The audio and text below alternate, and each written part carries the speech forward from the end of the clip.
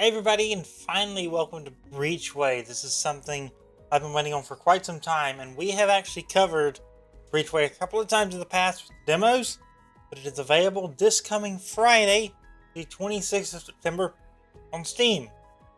Thanks to Hooded Horse as always for sending over a copy of the game for me to check out early. I have been waiting on this one for quite some time, so I'm excited to check it out with you all today.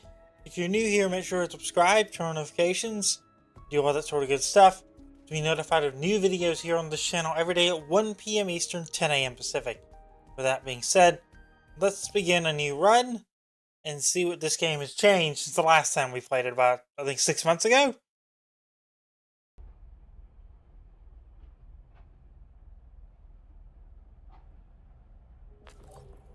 A sudden jolt awakens you as you hear the distinct beeping of doors opening.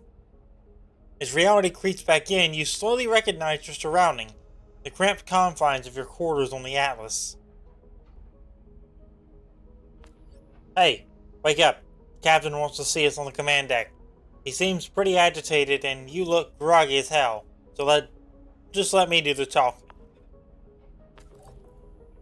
There's an unusual flurry of activity as you enter the command deck.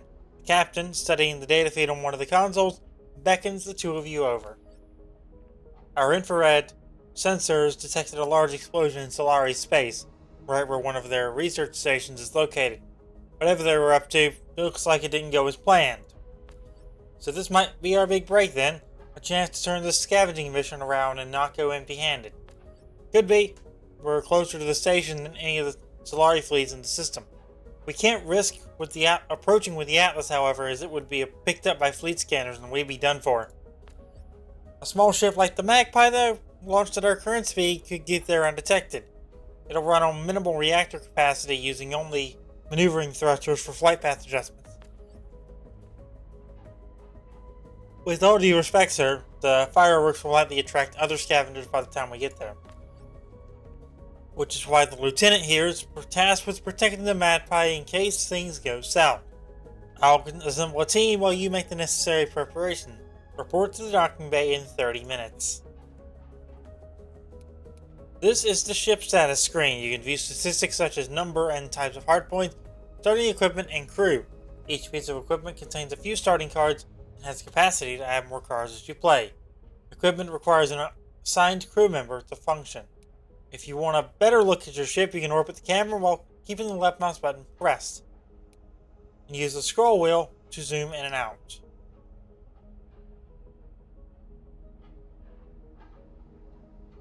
Okay, we're going to choose the Magpie. We can't really do anything else. We just got to go to the launch bay and see what happens.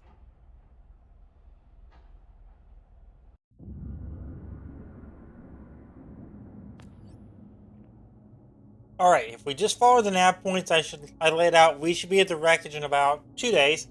Then we can rendezvous back with the Atlas. We just stick to the asteroid belt as much as we can to avoid detection. Easy. I really don't see why the captain decided to put you in charge of my ship. Watch your tone. While we're on this mission, this is your new captain. Come on now, we got a mission to do.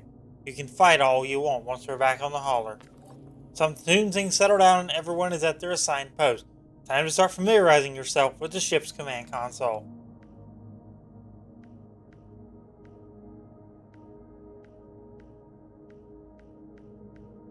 It's a pretty linear thing if you want to go straight down the blue line, or we can risk it, get on the yellow line when we get down here. We're going to go waypoint. Your console flashes a warning, indicating combat near your flight path. Not long after, the infrared sensors flare as the ship explodes.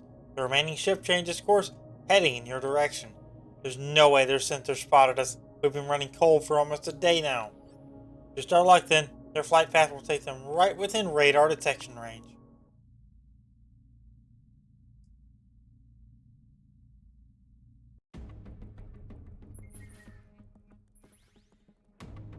This is your hand of cards, displaying the actions you can take each turn. Each card requires resources to play, shown as a number in the lower part of the card. This is your resource panel. The colored number next to the icon indicates your current energy. The white number shows your energy income at the start of the next turn. Resources carry over between turns. Enemy actions are based on their equipment. Each piece of equipment has a card slot indicating the next action. Cards gain 1 pip each turn. When all pips are filled, the card's border turns white, signaling that it will be played on the next turn. You can play cards by dragging and dropping them over the crosshair region. Attack the enemy by playing 2 slice cards to advance.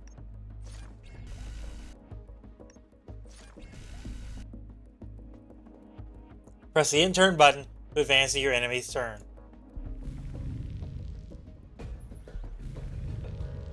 Shields are your primary defense, with each shield point blocking 1 damage. Shields have at the start of each turn, so deploy shield card just before an enemy attack for maximum effectiveness. The enemy ship is about to attack. Play a block card to prevent hull damage from the upcoming attack.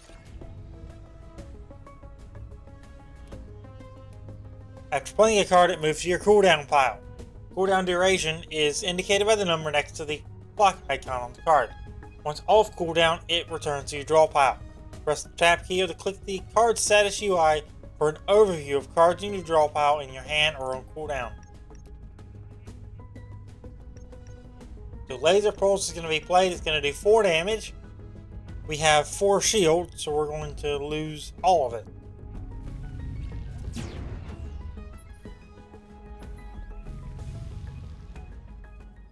Persistent effects on your chip appear above your card hand. Some effects last for a set amount of turns, while others have an upkeep condition you have to meet each turn in order to maintain the effect.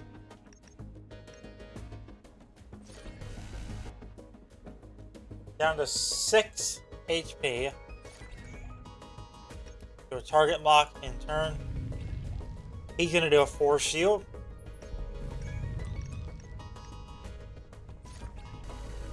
Enemy shields down. We're going to do a shield because he's about to do a laser pulse.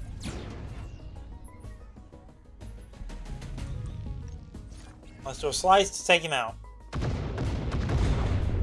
Big boom. I love big boom. Alright, we got our rewards. Let's leave and move on. The area is starting to get pretty lively. We should expect more combat on our approach to the station. Looks like we're not the only ones stupid enough to raid a Solari facility. Too late to hide our presence now. Asking for permission to restore the reactor's ordnance protocol, that should allow it to squeeze some more power out of it. It will also improve our laser beams output.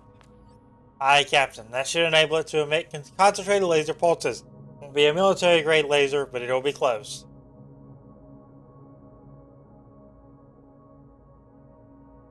You now have access to the Ordnance resource. Ordnance is the main resource for attacks. You have 1 allocated reactor power. Left-click on the Ordnance resource to add your reactor power to it. You can redistribute reactor power between your resources at any time. Right-click on Energy twice to remove 2 power from it. Okay. Close the shift status screen. Click on the button again. Let's move to the waypoint. We've got a shift closing in on an attack vector. Looks like pirates. Well, more pirates, more fun. We get to blow things up, so I'm happy. You can redistribute reactor power at any time in combat. Right-click on a resource type to remove 1 power unit and left-click to add. This lets you shift your resource income to suit your needs. Warning, adding 1 power to a resource generates 1 heat. Heat changes take place after playing the next card. Shift of a heat resistance and dissipation value. Resistance is the amount of heat a ship can safely sustain before overheating. Dissipation is the amount of heat removed at the end of each turn. Every point of overheat deals 1 hull damage at the start of your turn.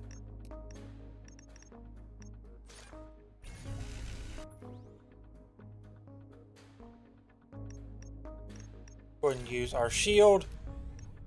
Can't really do much else, so let's end turn.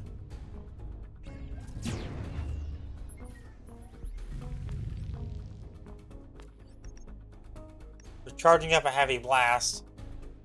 Cards with the icon like laser pulse or precision attacks can target specific enemy equipment. Drag and drop these cards over an enemy equipment or card in the UI or over a piece of equipment on the ship model to attack it. Each enemy piece of equipment has a durability value indicated by the shield icon. When durability is 0, the equipment breaks, preventing any actions. Enemy equipment is automatically repaired in 3 turns.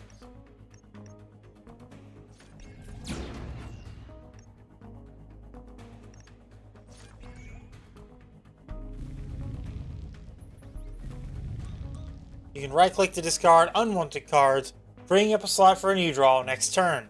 Discarded cards go on cooldown just as if being played. Okay, so let's go ahead and do a beam sweep. Take him down. Pretty good. We're probably gonna get some damage here, unfortunately.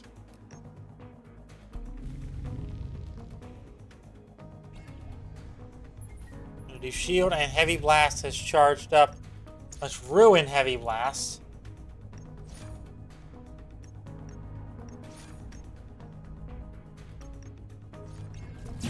Enemy shields down.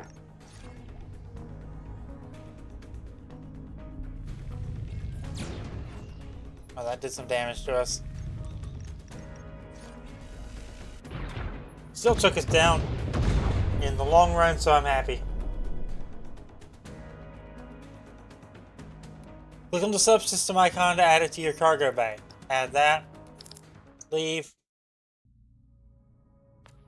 Captain wishes to hook up the mass refiner module to the reactor. It's crucial for improving our reactor's power output and strengthening the Magpie's shield system. It was originally meant for deflecting dust and minor asteroids, not high-powered lasers. I can modify it to suspend high-density particles in its magnetic field, diffusing laser beams and absorbing kinetic force. This improves defense but requires mass. We also salvaged a functional subsystem from that ship. I'm sure we can put it to good use. It might help us get out of this in one piece. I'll be claiming that as reparations for my ship when we're back on the Atlas. The Magpie will need a new coat of paint once all this is over. You can upgrade your reactor with credits you gather on your journey. To upgrade your reactor, open the ship status screen. Let's go ahead and update it. Get a mass.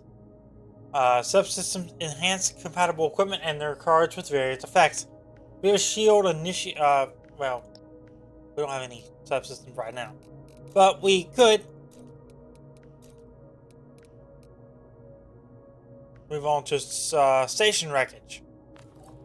The remains of the station slowly come into view as you navigate to the designated coordinates. Things seem quiet, but the tension in the crew is palpable. Judging by the electromagnetic emissions, there should still be some functional equipment we can salvage in that section over there. Wait, look at the fluctuation in those infrared readings. I'll bet you a week's rations that there's a ship lying in wait to spring an ambush. Prep the laser and let's go around to get the jump on them instead. Let's do a circle around and attack. Regardless, we're going to be attacked here. 30 HP, 6 shield. Crew members have ability you can activate at will during combat. To inspect crew abilities, hover over a crew member's portrait. Abilities do not use regular resources, instead they cost command points, and have a cooldown after use.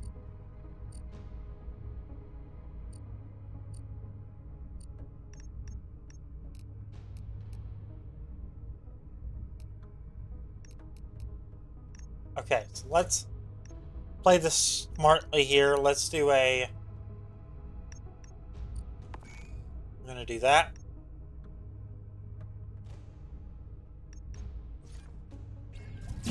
Enemy shields down. That did some damage. Let's do a block, and let's do a target lock.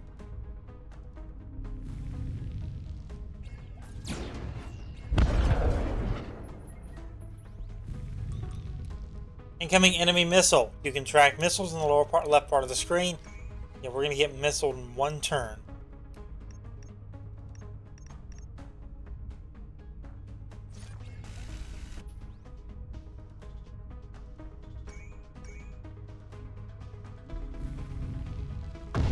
Unfortunately, we didn't have any shield to take advantage of that, or take care of that, so we're going to run shield, run laser faults.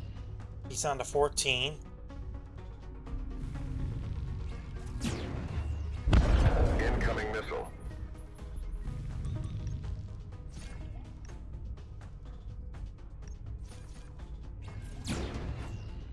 Another 5 damage.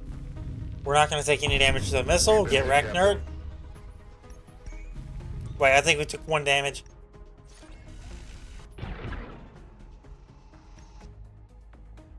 Took down their lasers, so they can't do anything about that.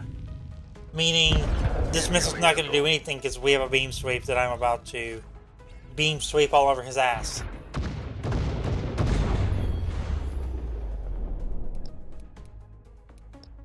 To add a card. So let's add The engineering department doesn't really have much, but I also like the shield stream. Let's do the capacitor. I like them both, but I really wanted that capacitor because it added energy. Morale determines the rate at which your crew command points recharge on entering a node. Each crew member increases your maximum command points by 3. Certain event choices can temporarily or permanently affect crew morale. Area clear. No further hostiles in equipment range. Or engagement range, I mean.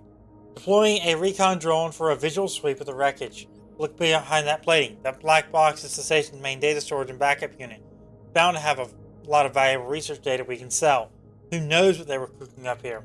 Are you out of your mind? If the Solari catch wind of us stealing that, we're as good as dead. We need a new air recycling and ventilation system back at the station, won't we? This is why we went on the scavenging run in the first place. This will bring in enough credits for all that and more. Enough squabbling. We've got a limited window before more hostiles arrive. Our orders were to retrieve all valuable salvage, so let's get to work. The crew quickly works to retrieve the black box and fill the Magpie's cargo bay with any valuable salvage they can find.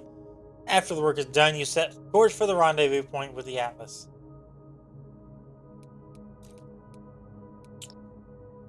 Okay, there we go. Rendezvous point. Incoming tight beam transmission from the Atlas. Magpie, this is the Atlas. We've got a situation. Solaria flagged us for interrogation. They most likely got all of their sensors pointed at us until we meet up with our patrol ships. Any attempt to pick you up will incriminate us both. We'll be fine, but I'm afraid that you'll have to return to the station on your own. Keep your burn minimal and maintain a low profile until you're clear. I've heard about Solaria interrogation methods. I wouldn't want to be on the Atlas right now. There's an alternate route we can take that will keep us away from any major flight corridors in known Solaria flight positions. Should work. We have enough Delta V and remaining fuel to get us to the station. That will take us straight through dead weight controlled territory, though. A solitary scavenger ship is sure to attract some attention from those pirate scum. We best be on our toes. There are 2 path types in Breachway. Main paths, shown as a blue line, allow only forward movement. Secondary paths, marked by thin yellow lines, permit both forward and backward movement. Moving to a node on a secondary path consumes 1 fuel. I think for now we're going to go and wrap up this episode here. So if you enjoyed this episode of Breachway, make sure to drop a like on it, subscribe, turn on notifications, and I'll see you next time for more here on San Santiago. Thanks for watching.